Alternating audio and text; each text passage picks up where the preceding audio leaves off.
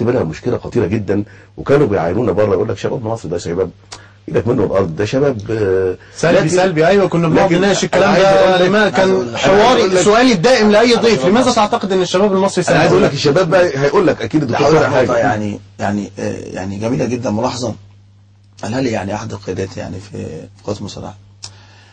قال احنا في يوم مخاطره الجمل يعني جالنا اعجاب شديد جدا بان شويه الشباب دول من غير سلاح بيدافعوا عن قطعه صغيره من الارض ببساله وباستماته، فاطمنا على الشعب ده لا قدر الله دخلنا في اي حرب هننتصر.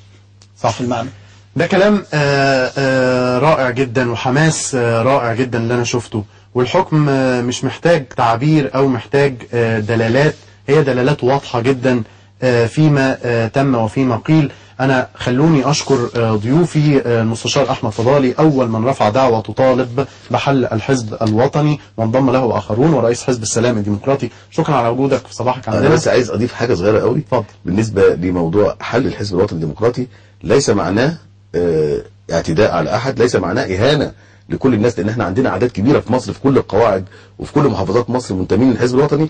انا عايز اقول لهم انتم النهارده هتقدروا تعبروا عن شخصياتهم الجميله، عن سواء من خلال الانضمام لاشخاص لاحزاب احزاب اخرى، او من خلال حزب وطني جديد يطلع بشخوص محترمه كانت موجوده في الحزب ده تحظى بمصداقيه الاعضاء، فيبداوا يعيدوا الثقه. وان الاخ طلع سادات ايضا، الاخ طلع سادات اللي انتسب الى هذا الحزب كده بشكل مفاجئ، عايز اقول له لا ضرر عليك اطلاقا، وتستطيع ان تنشئ حزبا جديدا، ونحن نؤيد اي توجه وليه تاريخه في المعارضه ولا نغفله على الاطلاق. وبالتالي من الظلم ان احنا نغفل حق اللي كانوا موجودين في الحزب قبل كده ولهم طريق بعيد عن الفساد، او الاستاذ طلعت سادات ورفاقه اللي دخلوا قريب. صحيح. شكرا لحضرتك سياده المستشار، الف مبروك. وشكرا ليك دكتور طارق زيدان، مؤسس ائتلاف مصر الحر واحد قاده ثوره مصر المجيده. شكرا على وجودك في صباحك عندنا، تشرفنا.